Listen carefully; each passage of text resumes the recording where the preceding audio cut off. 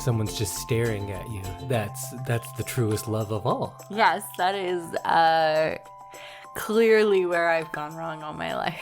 Or if somebody smells you and then they look like they're gonna vomit. Yeah. That's also love. Yeah, wow. I really have been looking for love in the wrong places. All this time, I thought that guy on the subway wanted to fight me just because he was like shouting racial epithets. Yeah. But turns out that with that eye contact, he actually loves me. Well, welcome everyone to another episode of I Love This, You Should Too, and we are proud members of the Alberta Podcast Network. My name is Indy Threatening Eye Contact Randawa, and with me is my lovely co-host, Samantha Painfully Monotone Hees. We all know that I am not painfully monotone. No, I edit your audio and you go up and down quite a lot. I'm just trying to make sure you know I'm not monotone. No, and I try to avoid eye contact as much as I can. I have, what is that called? A wilting gaze? What term would they use in a Jane Austen novel for someone who always kind of looks down? I'm one of those. A shy gaze, maybe? Sure. I also don't like direct eye contact. I think I probably do more than an average. I don't know. Oh, not the one you're giving me now. But nothing like is given in this movie. And if in case you haven't found out, today we are going to be talking about the 2008 phenomenon, really. Yeah. Cultural touchstone, Twilight, which I somehow hadn't seen until now. Yeah. Your life hadn't been changed yet. Oh, yeah. And now I will never be the same. Yeah, unfortunately.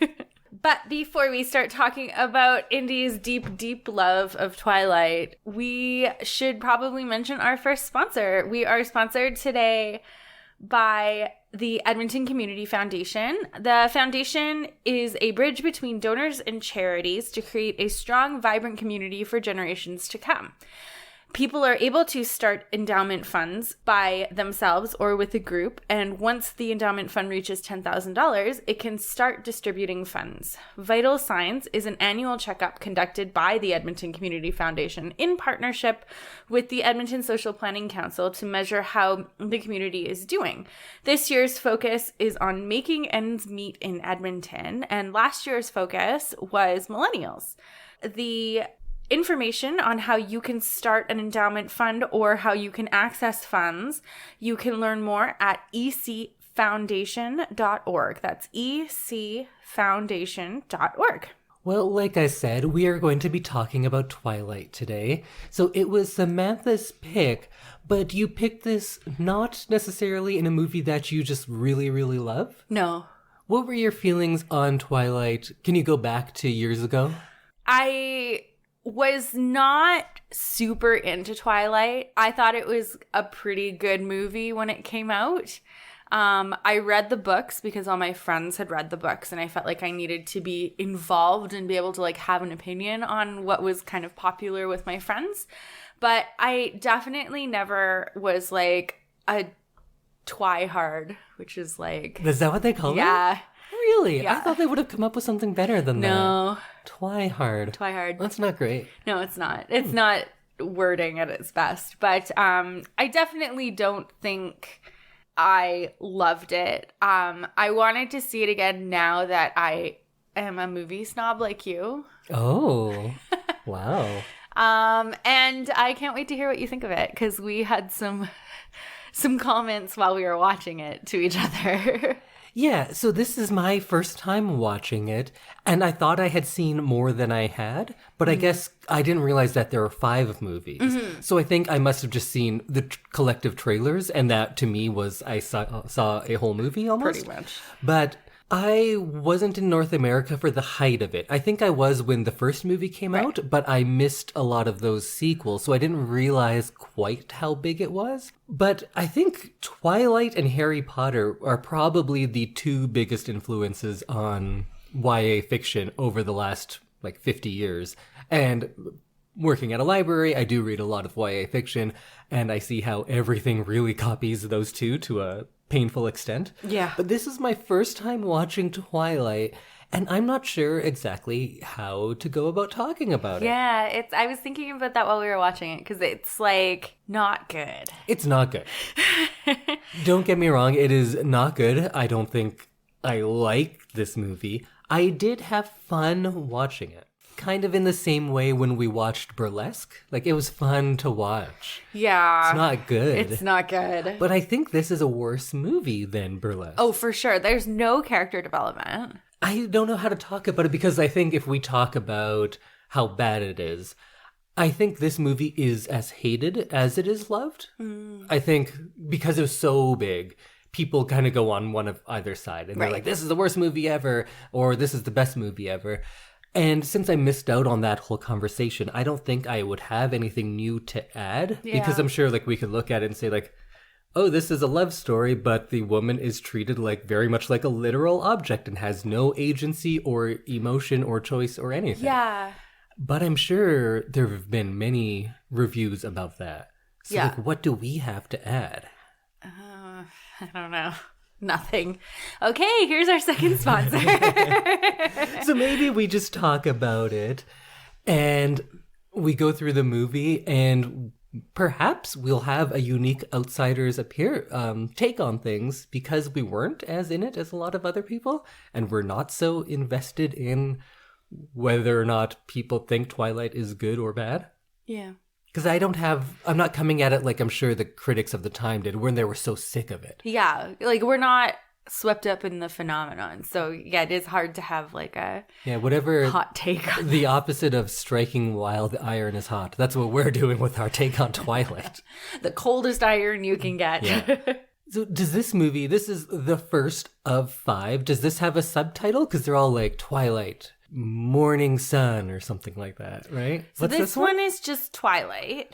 I thought it would have Twilight, Midnight Dawn. No, so Twilight is... Twilight, Bella in the Case of the Missed Red Flags. She really missed every red flag. Really? Twilight, sex for people who don't understand sex. Do you want to know what they're called? Sure. I kind of like mine better, though. I do, too. Book 1 is called Twilight. Book 2 is called New Moon. Book 3 is called Eclipse. And book 4 is called Breaking Dawn. And that's the one that was split into 2. Okay. This one's just Twilight. Just Twilight. And the other ones are just the Twilight Saga and then the title. So it's not like Twilight New Moon. It's the Twilight Saga New Moon. Oh, sorry. Yeah. My apologies to all the Twihards. They're going to come for you. I think they've kind of they're past their peak. Grown up. Yeah. It's like if I offend, I don't know, the Ottoman Empire, they're not really going to come after me. They're kind of, it's kind of done. I don't know. All those people cosplaying Bella and Edward at Comic-Con, I'm sure could tell you different. Is it still very popular? I have a feeling it is. I don't think it is. Well, she's still writing books. Yeah, and the fact that I've never heard Twilight. of any of them, I think that's not a good sign. I just think it's because you are you. And true. you're not. You didn't. I work in a library. Yeah. And I didn't know she was writing new books. That's fair. So I think it's not as big. I'm sure there are people who are still into it because I feel like this movie and these books were equally split between 13-year-old girls and 45-year-old girls of who loves them the most. 45-year-old girls. If Twilight's your favorite movie, yes, I'm using the word girl. Yeah, you're probably right. I don't know who would still be into it, although people are into some weird things still. That is very true. No matter what is out there, someone loves it. Yeah. So that's a bright side for all you real weird-looking people. Because no matter what you are, there's someone who's really into that thing. Yeah, it's so true. Yeah, because you have bad taste in I men. do not. You do, but that's cool. I'm happy. I benefit from it, so hey. If I get to podcast across from you with your hoodie open and no shirt underneath. You must be doing something right. So we are still quite sick with COVID. Extremely sick. It hasn't lasted many weeks. We're just recording kind of quick now. We're getting some stuff done so we can hopefully go on our honeymoon at the end of the month. Yeah, because we canceled the first one. Yeah. This time for sure. Yay. But my temperature is very hard to guess, so I'm wearing lots of clothing, but now I am sweating, so now I'm wearing You a get hoodie. that too. I'll be like freezing when I'm moving around, and then I'll sit still for a little bit, and then like my palms are sweaty. Yeah, we're sick. It happens. It's awful. Just think how awful it would be if you were cold all the time like Edward. Although not all the time, because one time touching his hand is like, oh my god, you're cold. But then other times you like just lay on his chest and that's comfortable. Yeah, you'd think that it would be very uncomfortable to lay on someone's chest while they were like freezing cold all the time. Yeah. Well, let's get into it. I guess we just talk about the movie from the start to the end and we'll see what happens, right? Yeah. Maybe we'll have new exciting things to say. Maybe you'll have heard all of this before. Or maybe nobody's going to listen to this episode. Who knows? Or maybe this will be like our smash hit episode. Let's hope so. Most downloaded episode is somehow Twilight. So we're introduced to Bella Swan, which is a fun and dumb name. And she's real different because she's from Phoenix. So exotic. Yeah. Her and 70 million other people. Yeah, it's a very American movie. Yeah. Like, I know the majority of the movies we do are written and take place in America, but this one tries real hard to be very American. It's like baseball. In strange ways, Yeah. but I think we'll get into all of that. But in the world of this movie, there are no bigger contrasts than Phoenix and Washington State because this world is so American. Yeah. And she comes to this new school, and you're like, oh, people are going to be mean to her. Nope, everyone loves her. Everyone and they're loves like, her. you're She the greatest person literally does not stop talking to people her first day there, which is like kind of unusual for a high school movie. Yeah. She's just like followed around by people who just want to be her friend. She's like very exciting to the student population. So I think I had to kind of get into this one big idea very early because I've read a lot of creative writing from teenagers. I used to teach high school and I taught English specifically. Mm-hmm. And I had a friend in high school, I remember, who was telling me about some movie she loved. And I was like, oh, why do you love that actor? And she'd go, he's so hot. And I was like, okay, but what's like a good movie he did? He's so hot. I was like, okay, but what in his movie was good? He's so hot. And that's it. What actor? I'm just so interested in what was like the... I can't even remember who it was. But I remember I tried to get her to watch something else, and she was like, oh, what movie did you watch? And I was like, of course, a pretentious little film nerd even then. And I said, oh, I watched Clockwork Orange. And I showed her like a picture or something. She was, that guy's not even hot. And that was why she wouldn't watch it. But she probably shouldn't have watched it because she wouldn't like it anyway. But welcome to high school girls. I just remember that was the argument. Like, he's not even hot. Why would I watch it? Yeah. And when reading student writing, they would just be like, he was so good looking. And I would say, oh, but you should use some sort of metaphor or simile or talk about how that made the other people feel. And they would just use the word so more. With like or like 7 very O's. hot. And there are movies that we get that are clearly written for teenagers by adults and they don't quite get it. Mm-hmm. This is one that feels like it was written by a teenager for teenagers, which is different because all of the development is like, well, Edward is so hot. Yeah. It's like, oh, what did he do? He looked at me and he was so hot. But there's nothing more. And it's just like screaming the word so hot and trying to translate that to film, which of course doesn't work. So all you get is him like looking at her. Yeah. Which is terrifying unless you believe he's so hot. He's like, I forgot how weird and pale he is in this movie. Yeah, but just his face, he still has like a tan neck, which is weird. He's got really bad foundation. He doesn't know how to blend into his neck. But the foundation same thing, rule number 1, blend into your neck. I think Bella is meant to be beautiful. But we don't get that from anything. No. Because her character is the most bland, boring person I can think of seeing as a lead in a movie. And she doesn't even have nice hair. No, but if you go by nothing that she says or does, just what other people say and do, Yeah. I think she's meant to be gorgeous. But I think this movie and this writer have no way of showing it other than just saying, she's really hot, guys. She's so But when you don't have a gorgeous. narrator to do it, it's lost on us. Yeah. Because to me, she seems incredibly boring. And mildly annoying. Very, And that's yeah. about it. Yeah.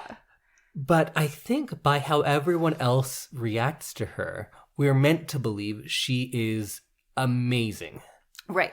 Right? Because we have this vampire guy who also doesn't love anyone and never could. And he's instantly drawn to her. Yeah. And all of these people just go like, wow, you're so good looking. Wow, you're from Arizona. That's amazing. So that's how you would act if you had a very good looking, charismatic person in this role.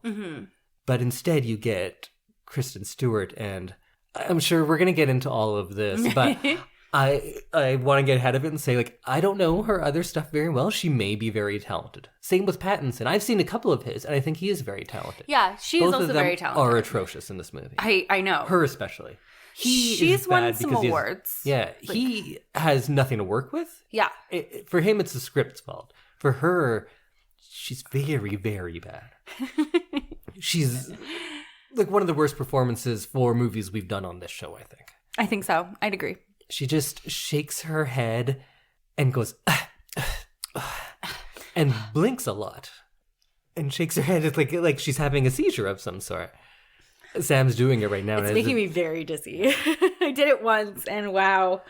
So I posit that the movie is saying that she is gorgeous and amazing and impressive and charismatic, but they got Kristen Stewart doing what she's doing, so that it just doesn't work. Because all of these people come up to her and just think she's amazing. Yeah. And everyone wants to be her friend Yeah. for no reason. I don't get it. I don't know if another actress would have changed it.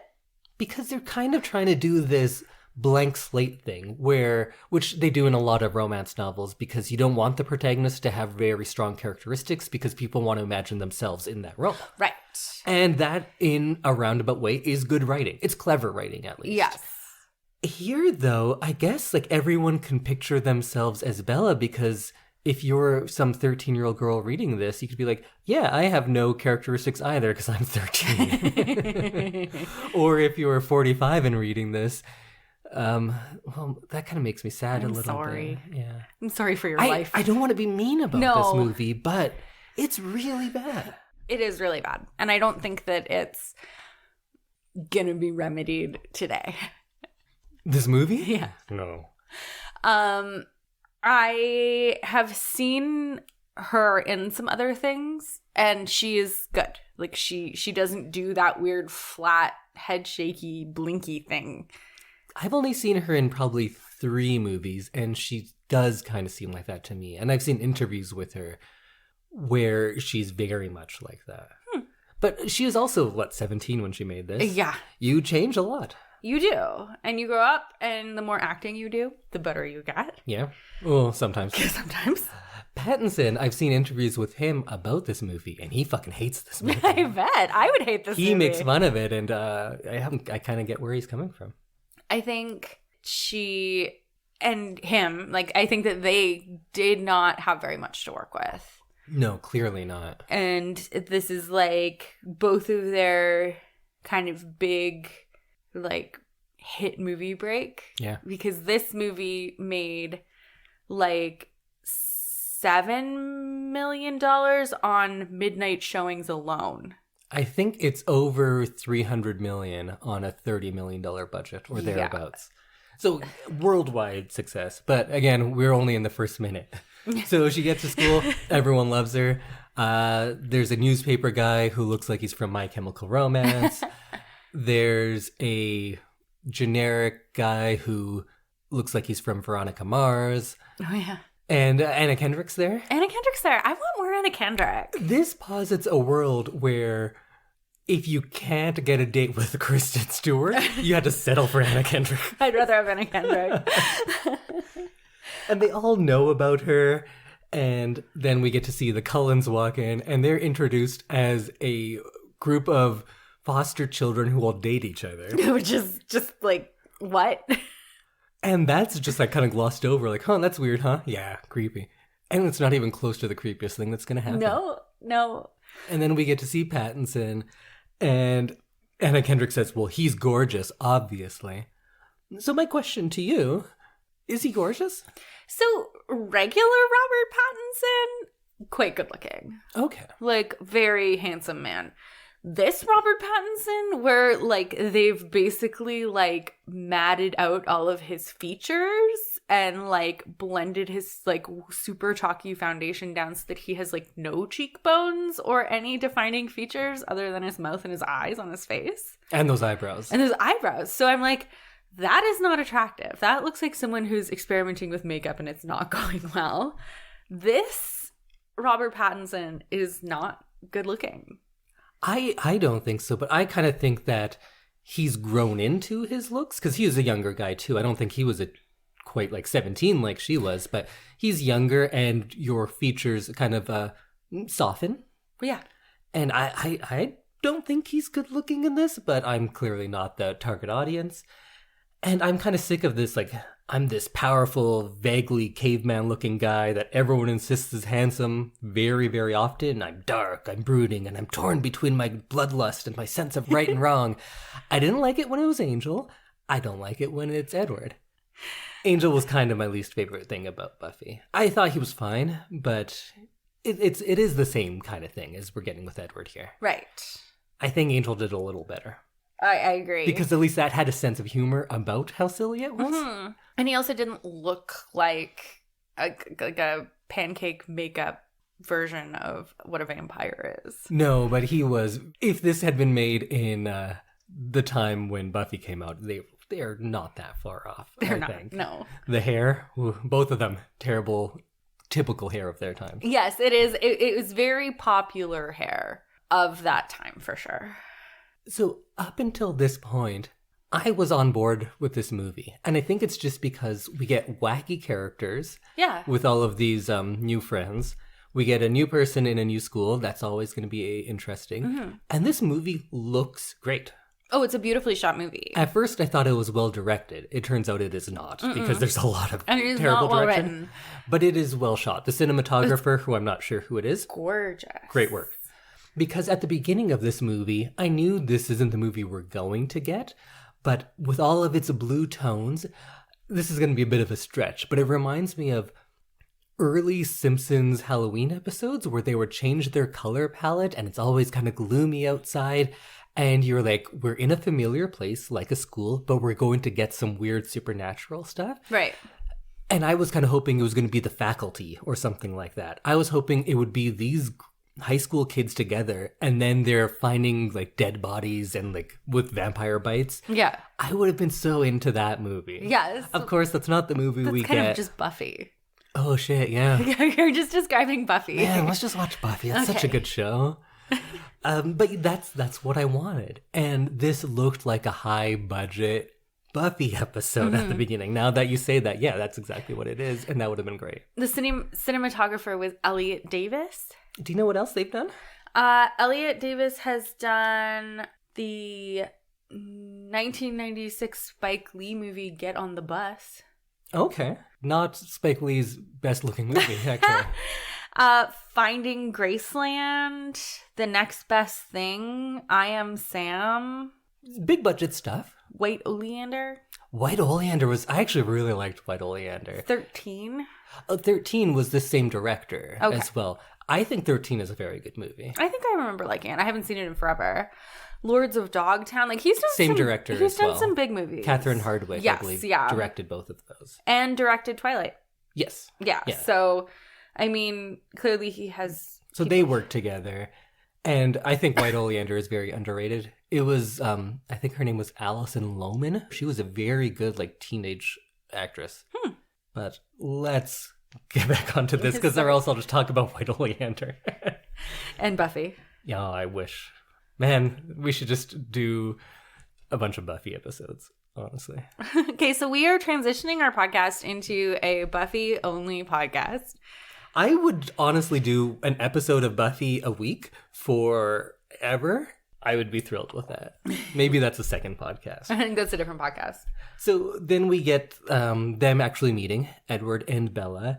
And when he sees her, when she walks into class, there's the fan behind her. And he jolts first. And it looks like... You know what I'm going to say. Yes. What did it look like? It looks like he comes at his desk. Ew, Sam, that's not what I was going to say. Come on, that's exactly what you were going to say. Yeah, I was going to say it looks like he ejaculates in his pants. You said it to me while we were watching the movie, yeah. And it's gross, and then he covers his face like the smell of her is going to make him throw up. And this is the first time when I got into the unintentional laughs. Because before this, I was in with this movie. I liked you were where I was having going. fun. Yeah. And then it gets really cringy quite quickly. Mm-hmm. And again, something that perhaps works in a book where he's just staring at her and it's supposed to be sexy. Yeah. Looks either creepy or hilarious when on film. So he just stares at her. And there's a time lapse of like the entire class where he's just giving her creepy stares. Yeah. And that's meant to be romantic. And they're supposed to be lab partners. So like, I don't know that I'd continue talking to my lab partner if they just sat there and stared at me the whole class. No. And there's like a terrible voiceover on top of it, and that does not help.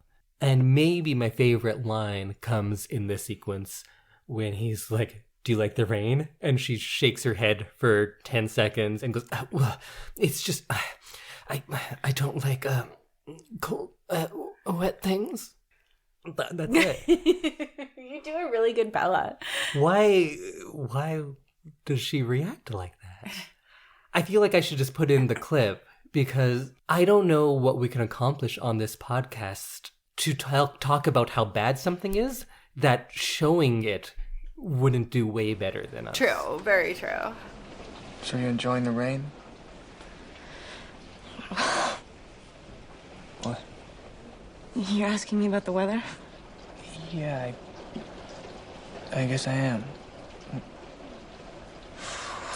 Well, I don't really like the rain.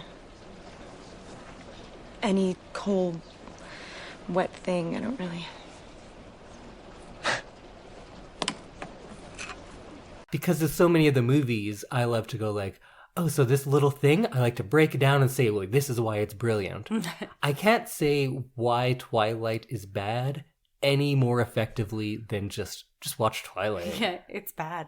This should almost be an episode where we just do a commentary track. Like I was thinking that while we were watching it because I was like, man, some of the stuff we're saying right now is like gold.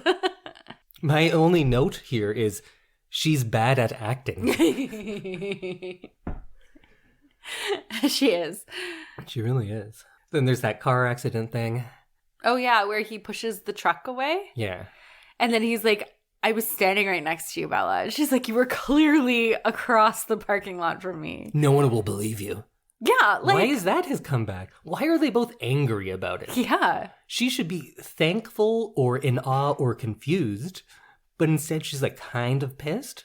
I read a lot of like romantic books. Do you read any with vampires and stuff? No.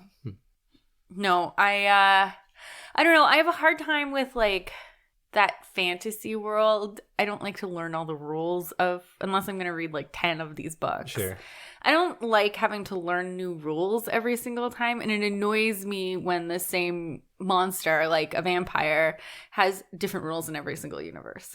Okay. So I feel like it's more work to get into those kind of books, whereas like a lighter, fluffier kind of beach read is easier just to kind of get into quickly and listen to and enjoy without having to like figure out what vampires can and can't do.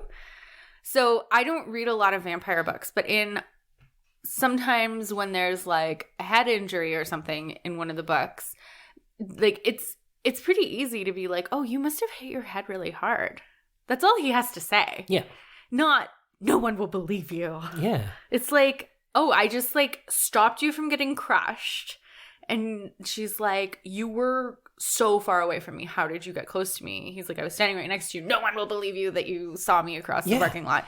No, just say like, oh man, you must have hit your head like really hard against the truck and you don't remember it. These vampires are the worst at hiding the fact they're vampires than Right? any vampire ever. I know. Like, Just as they walk in. Like, first of all, there's that one, like, black European bad vampire. If I saw actually any one of them, if I saw any one of those people on the street, I'd be like, look at this guy's fucking dressed like a vampire. yeah, and like there's the red-headed vampire, Victoria, Oh, the bad one? with the like fur vest and the "Kiss Me, I'm Irish" t-shirt. Like, Is that what she's wearing? yeah, when she's running through the woods barefoot, Right. she's like wearing a "Kiss Me, I'm Irish" and like a fur vest, and it's like, ooh, where's that outfit? Bad vampires. Bad vampires. Although the one guy's not a bad guy. The black one. Yeah, no, he's like, Well, he eats people, he but eats vampires people, do. but he seems to have more morals, and he seems to be like more of a fatherly figure to these other two. Yeah. He's as bad as, like, I am for a human because I eat, like, chickens. Chickens. I shouldn't. It's mean, but, like, I still do because I'm weak. Just like him. And then we get the motion blur with the bad vampires, which is, again, one of those things that I know it's 2008. I'm not going to forgive it because of the time. They move at regular speed, but they put a blur on them and a sound effect to make them fast. But they're Yeah. still going at regular speed. Like, they're not doing anything to make them like super fast or anything. No, that does happen at some point. Yeah. They almost slow it down. Yes. It doesn't make any sense. No. It's very poorly done. Or just like make him disappear for a minute. Sometimes when things are super fast in like books or whatever, you can't actually see them moving. Like when Edward moves to get her out of the Yeah. car way. Yeah. That was he a just- sentence. Yep, that was good COVID logic. But yeah, like there are things that you can do that don't involve just like slowing down and blurring out people moving around. And I'm pretty sure, I may be mixing this up with another book that I read, but I'm pretty sure that they say that you can't actually see them moving when they're moving so fast. Yeah, and at times it doesn't look terrible, like in the baseball game, which, yes, we'll get into that later. There's just way too much time spent on the secret of him being a vampire. And I think at this time we also get the reveal that he watches her sleep. Yeah. He admits it later, but at this point she thinks she's just dreaming of him. Yeah, she thinks she's like waking up and just like half asleep still Yeah. or something and sees him, and then when she turns away to turn on her lamp, he's gone. Yeah. But we already know that he can move really fast. And he later admits, I've been watching you sleep for months. 4 months. Also, I thought this whole movie took place over like 1 to 2 weeks. Yeah. But it's like a whole year? It's like a whole half a year, yeah. Wow. That's weird. She's like, do you watch me sleep all the time? He's like, just for the last couple months. Weird. It's so creepy. It's so fucked up. And he's just always very vocal about how he's so overcome by the urge to eat / protect / bang her. And like it's all about like men can't control their primal urges. Yeah. It's like a big theme of this movie. This is the horniest, most chaste movie I've ever seen. 'Cause Yeah. it's all about sex. Oh, but totally. it's none of it's about sex. Nothing of it is about sex, but there's so much like sexual thought and like urge happening. It seems like it's written by like a horny 13-year-old because it's very sexual, but without like any understanding about how sex works. How about a Mormon mother of like 7? Probably pretty similar. Yeah. Because this movie is set up with a guy who stares at a new girl uncontrollably, and then every now and then is like, oh, hey, how's it going? And then goes, get away from me, I want to devour you. And watches her sleep. Yeah. This is not the beginning of a love story. No. If for some reason there's any teenagers listening to our podcast, that's kind of odd. Why would you like this? Yeah. But that's not good. All of these things. If these things happen to you, tell an adult. Tell the adult. police. File a report. Yes. Yeah, this is a murderer waiting to happen. this is like single white female, but like trying to be human and date humans like a normal person.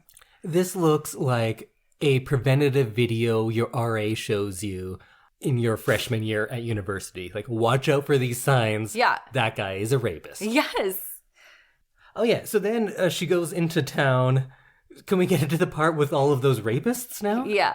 So they had like planned this out because she goes into the big city, which is like a town of 300 people or something. Port Angeles. And they had like planned this whole thing because she comes out of the store and there's 4 or 5 of them and they all approach from different directions. So they're all like, okay, I'm going to go in this house. You go over here. You hide behind there. And then when she comes out, we'll all converge. So they planned it out, I guess. Yeah, premeditated. And then Edward comes in his Volvo hatchback, the scariest car of all, and scares them all off. Yeah. Because they look at him and they're like, oh, and then he a also man in a tries pea to, coat. He also tries to run them down. Yeah. Which I think is hilarious. Do you want to know what Port Angeles is known for? Crabs. The Salmon Derby. Oh, a salmon derby. I wasn't far off. No, you weren't. There is also just under 20,000 people in Port Angeles. And so then he takes her away and says, distract me or I'm going to have to go back and kill them all. If you only heard what they were thinking. Yeah. And she's like fine with the fact that he reads minds. She goes like, oh, you read their minds? Huh. Yeah. That's not the craziest. Like, she really misses the big red flags and focuses on the little, tiny, minuscule, like, pink flags. Yeah.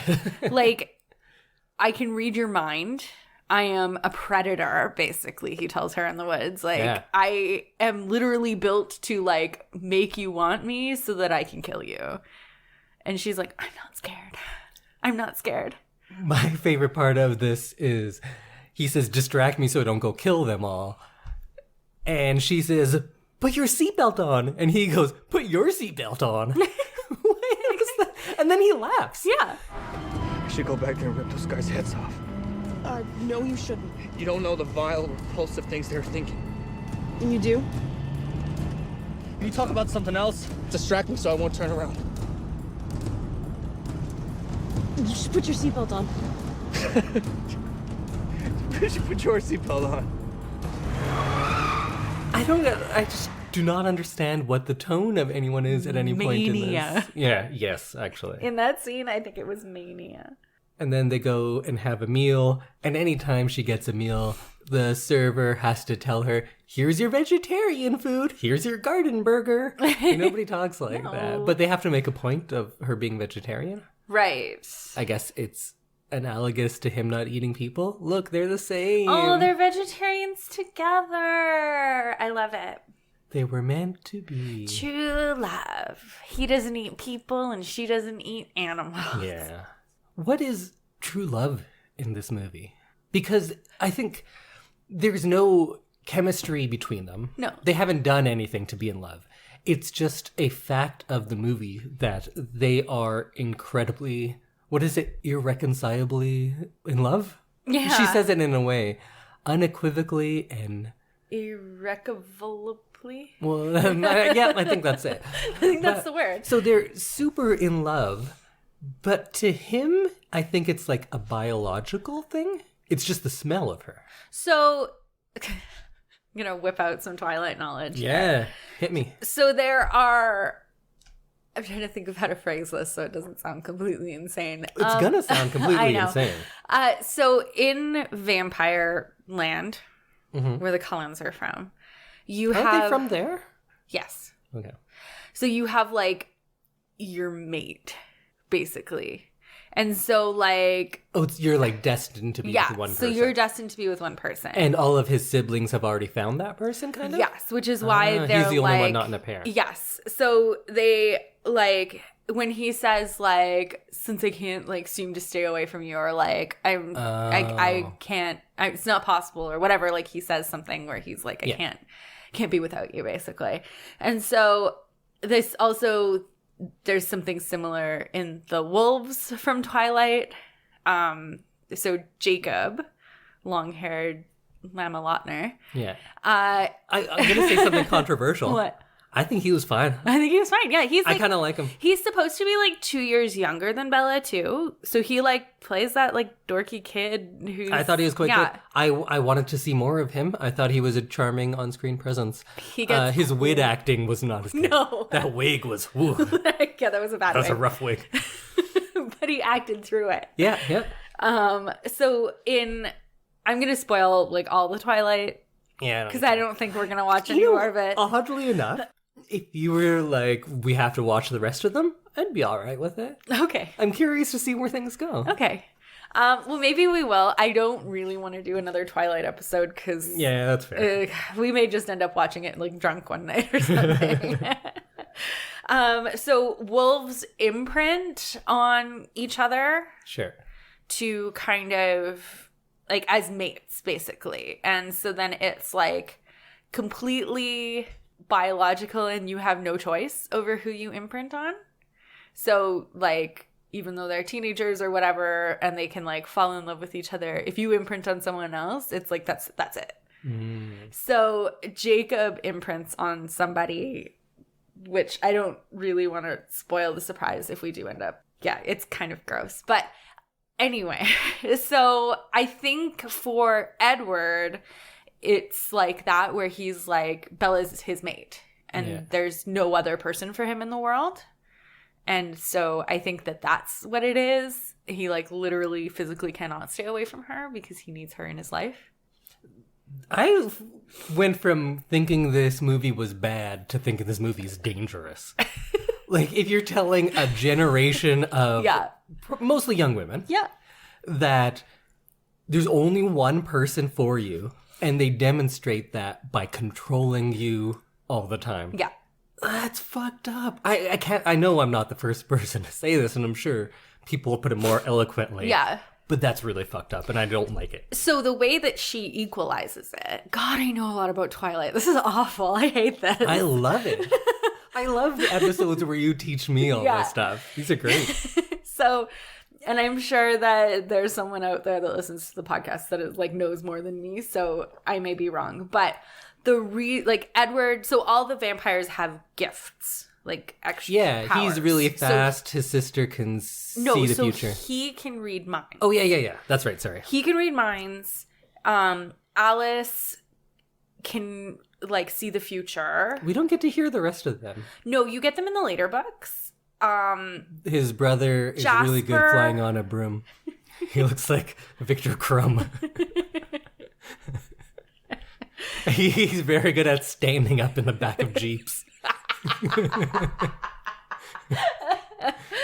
Jasper is really good at hair gel. You done? Okay, but I wanted to read a little Twilight. I read about a page. And one of the things I read was they were talking about how handsome Edward is. Yeah. And I wasn't wrong where it's just like, he's so good looking, guys. Because the line was, he was in the rain, but it still looked like he was in a hair gel commercial. That's from the book. I love it. That's not me making fun of the book. That's from the book. So the equalizer for Edward and Bella is that Edward can read everyone's mind except for hers, which means that he can't like control her or know what's going on in her mind, which kind of like...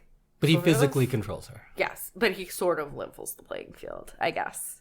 Okay, I get what you're saying. Because he can't just read her mind and be like... I was going to debate you when in fact it's just bad writing. It's just bad writing. Yeah. So do you want to know what the rest of the... Yeah, I actually do, because I was sad that we didn't get to hear that. Yeah. Because I like that kind of stuff is a little interesting. The siblings are more involved in like the later books. And so Jasper, the one... I like him. He was my favorite. He's got such funny facial expressions. He's got pathokinesis. So he can feel the emotions of those around him and manipulate them. Oh, okay. Yeah. The mom can speak a sentence of Italian at a time. That's her power. She's cute. I like her. The dad's power must be forging medical documents. Yeah. See, I like that about Let the Right One In. How are these people in school and how do they have jobs? Right? Like, you can't just show up and be like, okay, I'm a doctor here now. Oh, they don't actually have, like, the entire family listed here. Anyways, so they all have special abilities. The end. All right, cool. Sorry, I thought it was going to be a list of just the family, but it was like every single person. Well, you guys out there, you write in and tell us, because I know people out there know. I'm on twilightsaga.fandom.com, so you can probably look it up for yourself. I just don't really want to read a document while we're podcasting. Should we go back into the movie? Oh yeah, we're watching. So then she goes on Google to find a book, goes and buys the book, finds one term in the book, and then Googles that. No, she Googles it first. Yeah, but then she goes back and then Googles what she learned in the book. Right. Because I thought it was hilarious because she Googles cold one and she doesn't just get a bunch of beer ads. Yeah. That's what you would get. Not in Twilight internet. I thought that part was kind of interesting because you get to see like around the world vampires. And then now that you mentioned what you did earlier, I realized that just reminded me of Buffy and that's why I liked it. You know that when they go into research mode? Yeah. Willow and Giles? That was good old days. I'm going to put a post-it on your computer that says, "Are you just talking about Buffy?" Yeah, that's a good show. It was a good show. So then they kind of are like, yeah, I'm a vampire, whatever. And he says, well, I'm going to show you the terrible truth. And he says, I can murder you, and I really want to murder you. I want to drink your blood more than anyone. Guys, if someone ever says this to you, run. And she's run like, far. She says, I trust you. Why? Why? What are you basing that You on? have known this boy for what seems like 3 days. But again, I guess it's just like, oh yeah, well, they're meant to be. Yeah. And that is, I think that's how you can't have an argument if one of us were a true fan. Because you can't say like, well, why this? And then you could just be like, well, they're meant to be. Yeah. And I think that's how this writer is too. Yeah. None of it matters because they're meant to be. Yeah. I think that's what happened here is they're like, oh, you don't need to worry. Don't worry about it. Yeah, they're meant to be. It's fine. It's cool. Alice, the like little blonde sister, is like, The mean one? no, the nice one. Rosalie is, The one with the flippy hair? yeah, Alice. Oh, I thought her hair was brown. Oh, maybe it is brown. Either way, she's the pitcher. She's the pitcher who does that really nice high kick every Yeah. time she throws the ball. But she keeps going like, oh, you won't hurt her, or she won't hurt you. Like, she just like knows things, and she comes off very conceited, and I feel like there are better ways that we could have shown her power. Oh, I didn't get that at all. I thought she was like the nice one who was actually welcoming her in. She is the nice one. It came off as kind of flippant. I thought when she said that to Jasper, it wasn't I see the future. It's like I believe in you, Jasper. You won't hurt her. I think that's partly what it's supposed to be. She seemed nice to me. I didn't get I that like at all. Alice. Yeah. Rosalie is the one who is Who smashes the who's salad the mean bowl. one. Yeah. And I liked her character. I think you can't just have like a whole bunch of nice people because like the parents are nice and Alice is nice and Jasper's like kind of aloof but nice, and then you have to have someone who's like kind of Bit of a dick. Yeah. But we kind of glossed over the best part of the scene where he says, like, I'm going to murder you, and that's all cool. That Great. he says all of that like it's not as big of a deal, and then says, like, well, now I'm going to show you the worst part. Yeah. And he's sparkly. And to him, that's worse than all the murder talk. Yeah. He's like, isn't it gross? And he's like, look at me. And she's like, it's like diamonds. And also they never mentioned the fact that he's 100 years older than her. Yeah. I Well, think it no, would he have been... says like Well, they mention it. 1918 flu pandemic. Yeah, but then they you mention have that. to do the math. But they don't say like that as one of the many negatives of why they shouldn't be together. They go through the sparkling to him is much worse than the fact that he's 100 years older than her. Yeah. But And his that's body weird. is 17 years old. Yeah, gross. It's gross. I wish they had said like, well, how old are you really? And he's like 35. That would have been gross. Yeah. Why it is totally 108 would. not gross? 100%. And again, this is probably nothing new, but when she is riding him like some sort of human funicular, that's hilarious. They could have at least had like some bounding to him. Because he goes he's on rails. Yeah, It looks he's so clearly on some sort of pulley system that pulls them up the mountain really fast.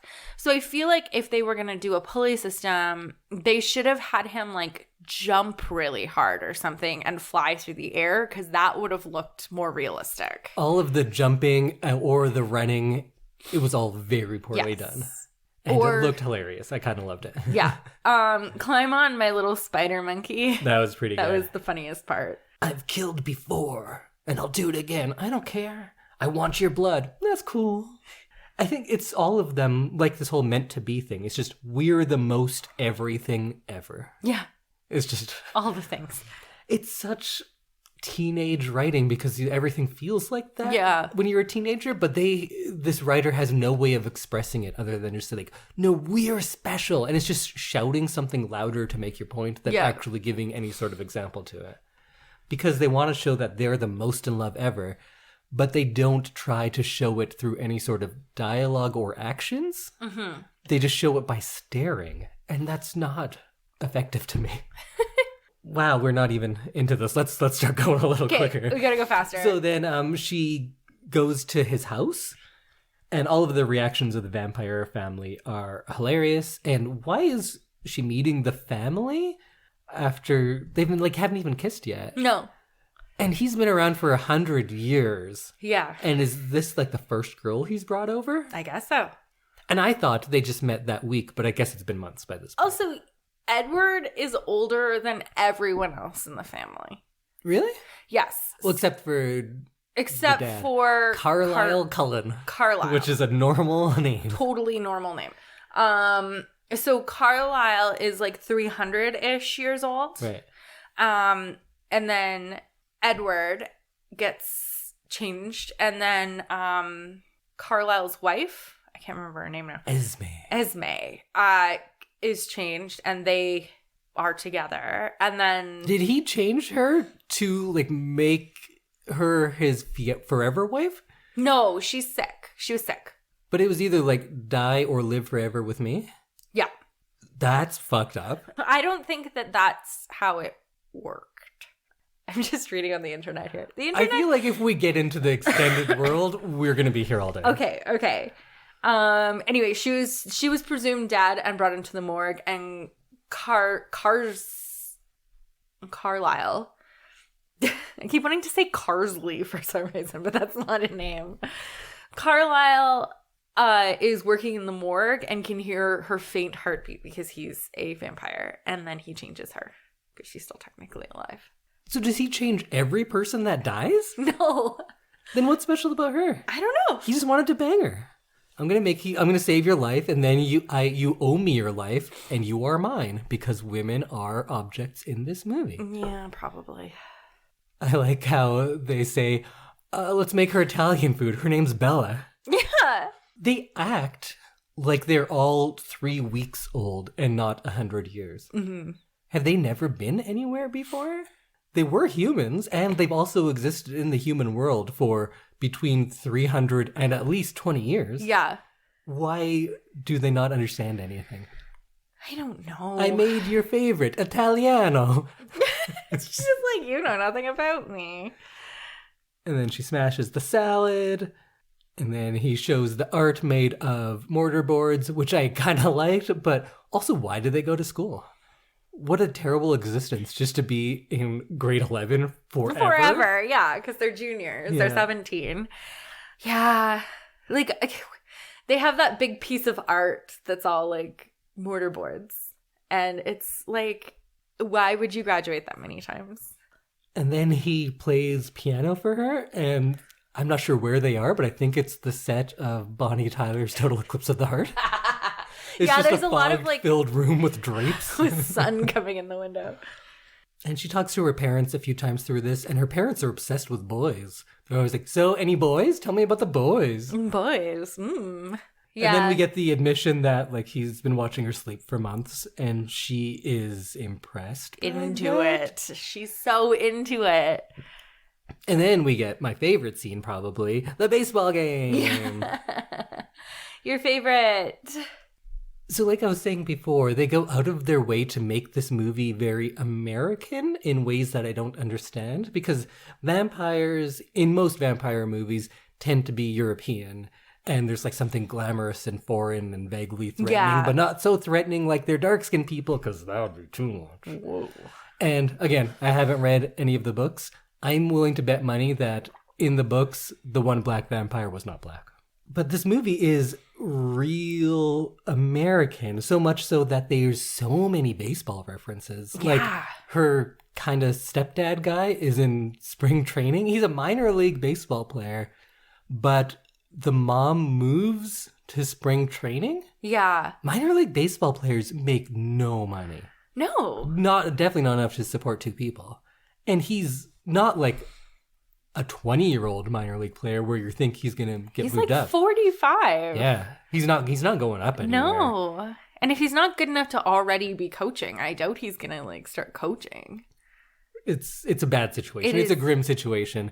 Actually, there was I listened to a very good podcast about the plight of the minor league player, especially over the last couple of years. It's a grim life, those people. Is it? Yeah, it really is. Beyond that, why do they have these super pasty blonde people in like waistcoats and cravats playing baseball? Right? Because there's like, it's so American. And also, what is the point of saying that the Cullens have been in Washington State as long as all of the indigenous people? It's kind of Yeah. saying like, oh yeah, I'm pretty sure white people have always been in America. Yeah. Which is a fucked up thing to say as well. Yes. Why do they go out of their way to say it? Because they're trying to say like, yes, all of these people, all of these blonde people, so American. So- They've actually been here longer than anyone. Yeah. Or they're That's just weird. like forcing themselves into the culture to seem like they are everyday people. Yeah, and they make a point of saying that they used to be here and then they left and came back, so that's why they can be kind of vaguely European. Yeah. But they've been there as long as that tribe has been there. Yeah. So they were like pre-Columbus, the Cullens were there. That's a really guess. weird thing to say in a movie, to say that like, no, white people have always been on America. That's a Yeah. weird thing to say. Yeah. But I feel like there's probably some like origin story where the vampires had to run from Europe and they made it to America on a journey that like normal Right. humans couldn't make because of technology at the time. I think there's a lot of weird origin stories that a lot of people make up to say Make like why it's colonialism cool that all the okay. white people are here. Yeah. I'm not trying to make colonialism in this movie, okay? I'm No, just but saying it's that just- like I'm pretty It's sure. just such an odd thing to include. And they just go out of their way to say like, no, everyone here is real American. But that baseball game, they can only play then because people will think them hitting the ball is thunder? Is that the implication? Yes. But Because they hit it's it like- loud. They're hitting like 400-foot home runs, which is what professionals do. Yeah. It's not like crazy. They run way too fast, of course. They're superhuman for that. But as far as they're hitting the ball, people can do that. Yeah.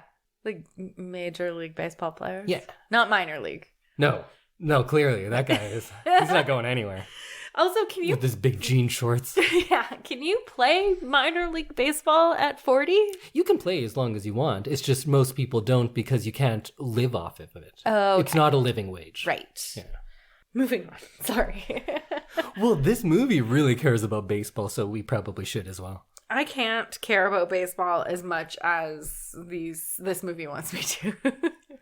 And like, I know it's vampires playing baseball, but they also don't know the rules. But that's fine. Whatever. But if your movie is going to hinge on baseball this much, why are you sliding when the ball's in the outfield? Because it looks cool.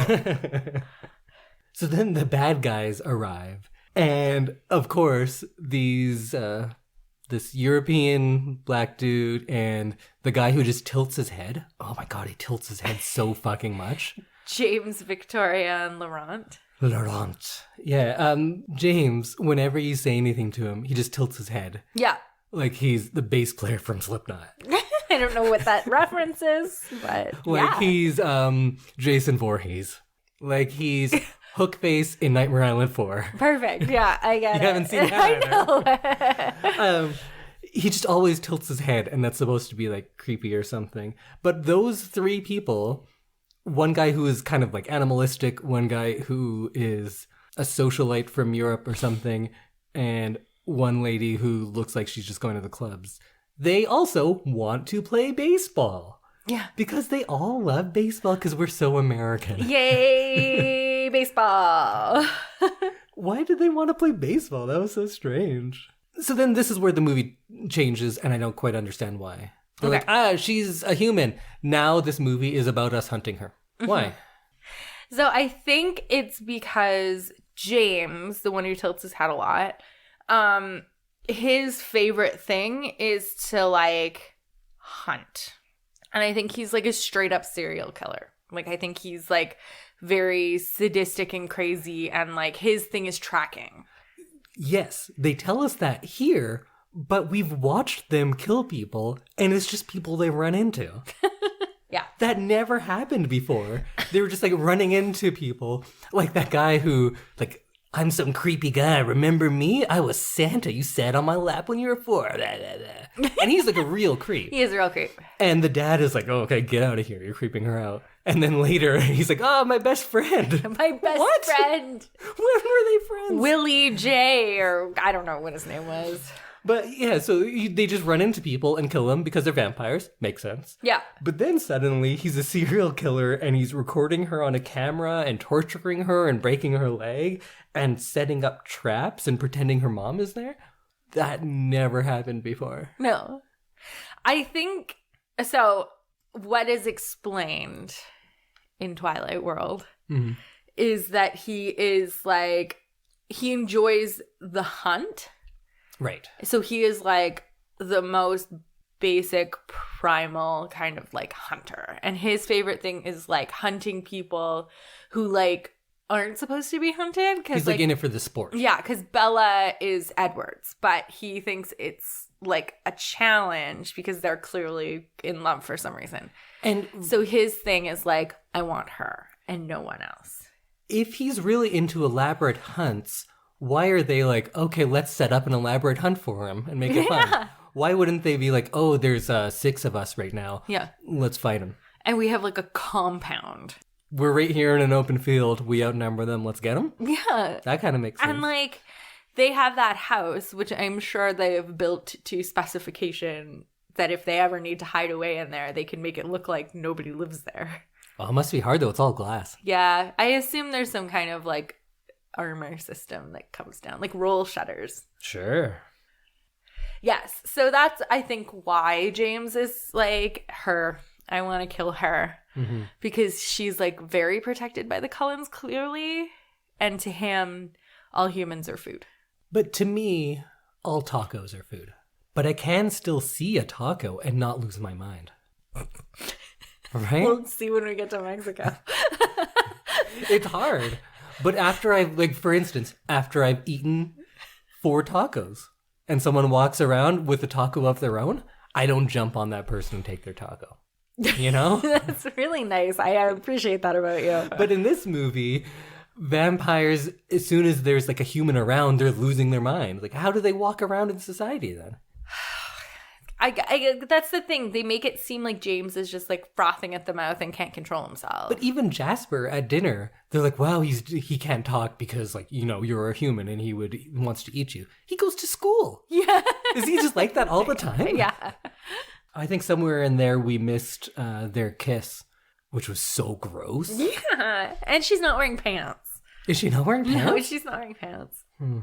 Yeah, this movie is like the horniest, most chaste movie ever. It's weird. I They don't have like like it. a kiss on the lips once. Yeah, but it is like intense. Yeah. But weird. Yeah. Because they kind of breathe into each other's mouths for about 30 seconds. Yeah, really heavily, like audibly breathing into each other's mouths. And then he's like, just stay perfectly still.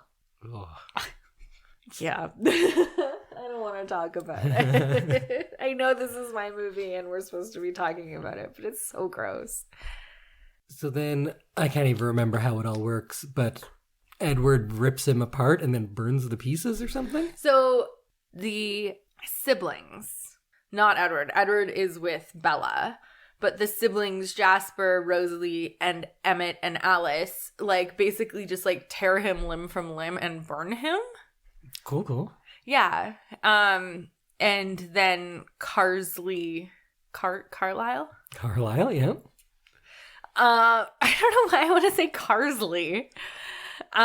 Carlisle, like, treats her wounds because he's apparently superhuman and doesn't get anything from human blood anymore because he's really old. And then they say, well, first of all, when she leaves, she's like, fuck you, Dad. You just want to eat in a diner? I'm out of here. And that's her way to, like, put her dad at ease for leaving? Yeah. I don't get that. I don't get anyone's reactions or their reasoning at any point of this movie. No, it's not sensical. But then in the end, the dad believes she ran away because of some sort of big argument with Edward or something. Yeah. Right? That's what you're led to believe? Yes. And then when he finds her, the doctor said, oh, she fell down 2 flights of stairs and out a window. And this guy that she was running away from is there. And he's no like... one's like, get him the fuck out of this room. This boy who has been harassing my daughter and threw her down the stairs. Yeah. And out a window. Out a window. And also, she fell down 2 flights of stairs and then out a window? Yeah. That doesn't happen. I wouldn't believe that for a second. And I'm not the chief of police like he is. And she has like a big bite wound on her hand. Yeah. You'd think that like that would be like number one. Yeah. And then Edward, okay, so backing up, Edward sucks all the poison out of her. Right, because these vampires are different. They like inject you with venom or something. And then you change. Yeah. But he doesn't want her to change. So he sucks all the venom out. And then Carlisle has to like pull him off and send him over to like tear someone apart so that he doesn't continue like draining her of her blood. Yeah.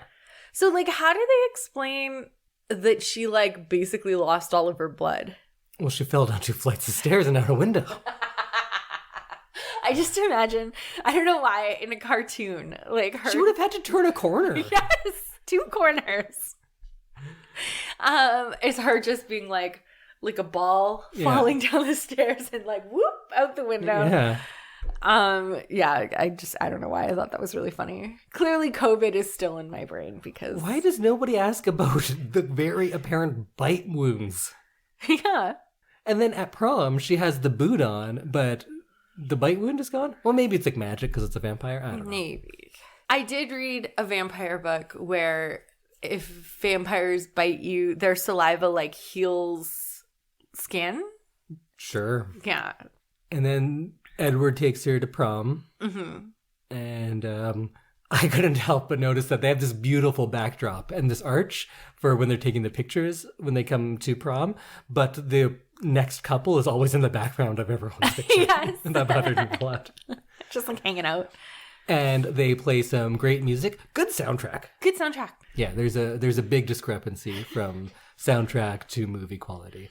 Because probably one of my favorite Iron and Wine songs is in here. Oh, really? And that's what they dance to at the end. Aww, that's nice. Yeah, that was nice. But then they talk and it's all real weird. Yeah. So you were saying that she is religious, this writer? Because I could believe that this is something about how like everyone who is together is destined to be with only one person and it's God's will, because I kind of get that feel from a lot of this. Yes. So Stephenie Meyer she's 48 years old now. So I think she was pretty young when she wrote these. Mm-hmm. And I believe... Like 13, seems like. I think she was older than that, but...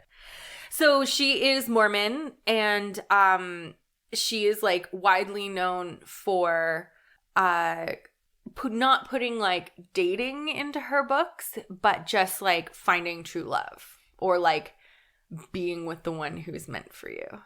It's less like you go on some dates, see if you like click or whatever, and it's more God's like will that you find the right one. This is like willed to be. It's meant to be. Yeah. So that's rough. If I had to spend the rest of my life with the first person I dated, I was 16. What did I know? Right? Like, good thing I did not end up with anybody I dated in high school. Yeah. Like, yikes. Yeah, so that's definitely something that's like in her books. She's, oh no, like the first man you meet is your mate. Yeah.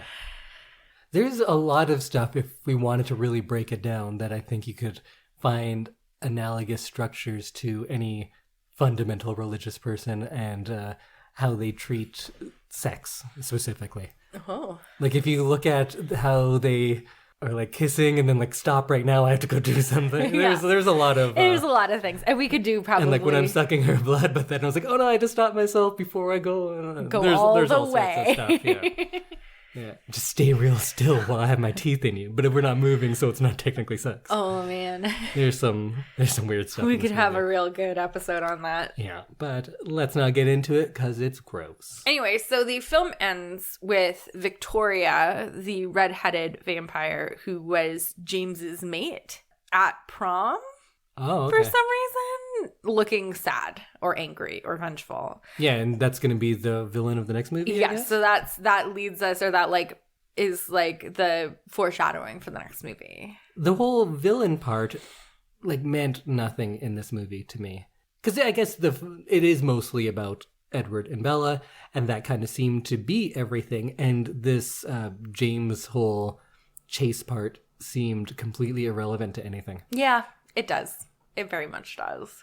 I also don't, one thing, just going back to the whole like Mormon thing, is that like all of Edward's behavior is because of Bella, and it rings true on that like very like, oh, well, women can't be sexual or like overt because men won't be able to control themselves. It's a very like there's a lot of woman that. blaming thing because she's like, oh, it's because she smells so good, or it's because she's so beautiful, And it's like she's doing something wrong by just existing. Yeah. Like, and she is doing the bare minimum of existing in this Oh movie. my god, all she does is exist. She is only existing. Yeah.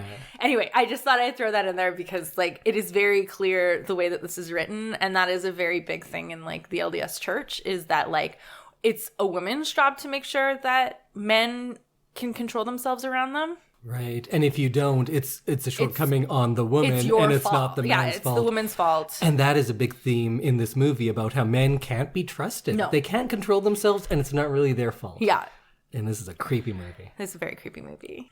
It has very creepy messages, and that's probably the worst part about it, because lots of young people are really into it, or at least were. But the more fun stuff is just how bad it was. Ugh, yeah. So I think we're probably good to wrap up on Twilight Part 1. If you want to hear many more episodes on Twilight, let us know. Maybe we'll end up doing them We'll sometime. end up watching them. Who knows? But any final thoughts, Samantha?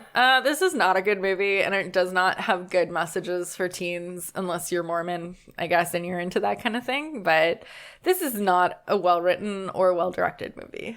No, it's very bad, and it is kind of uniquely bad. Mm-hmm. And maybe if we wanted to give this movie the same attention that I put into like Spider-Verse, Yeah. when I really went into like the meaning, and because I love that movie and it's so good, I think you could very easily do that about this movie Yeah. and get into the religious stuff, or get into what it says about the time, Mm-hmm. or how we treat sexuality, especially when it Yes. comes to younger To people. teens, yeah. And it has a lot of troubling stuff to it. But overall, it is a perplexing movie. Very strange. And kind of oddly fascinating for it. Yeah, But all in all, it's really bad. it's bad. But kind of fun to watch. It was kind of fun. This is like, I know I say like get a glass of wine and watch it. This is one where like a couple glasses of wine and you'll be like into it, I think. There you go. This is what is this movie? This is how we should do your rating scale. This is a 3-drink minimum? I think this is a 3-drink minimum and then hit play. All right. It's not- And then have 4 and 5 during? 4, 5, and 6, yeah. All right. 6-drink movie. If you're not pouring your third or your 6th glass of wine by the time she falls down the stairs at the hospital, you're doing something wrong. She falls downstairs. Heavy air quotes. If you watched Twilight, sorry about that, then you can let us know what you think on on our social media or our email. You can find us at ILTYS and the number 2 on Instagram and Twitter, or you can email us at ilovethisyouShould and the number 2 at gmail.com if you have many, many thoughts. Well, after all that, let's thank our second sponsor of the evening, and that is somebody who I really appreciate, and that is the Boys and Girls Clubs and Big Brothers Big Sisters of Edmonton and area, also called BGC Bigs, and they need you now. So you should consider sharing your time with a young person. They want to hear your stories. Over the past year, BGC Bigs heard from young people that having a mentor means they are less likely to have anxiety, feel isolated, or struggle with their mental health. But there are over 600 young people waiting for a mentor in their lives today. Explore how you can get involved and watch our community change one life at a time. And I personally have worked with them a little bit, and I really appreciate all the hard work they're doing.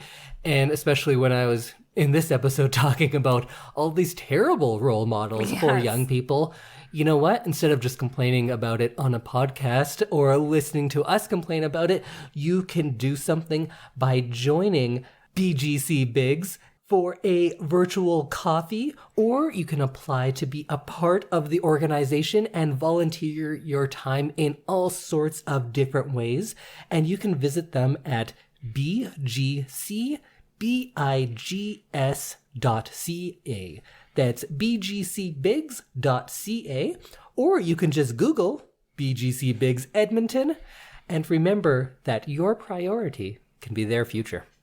So we will see you back here next Monday when Indy reveals his big movie for the week after, and we do some spoiler-free reviews of what we are watching. I'll give you a hint about my next movie.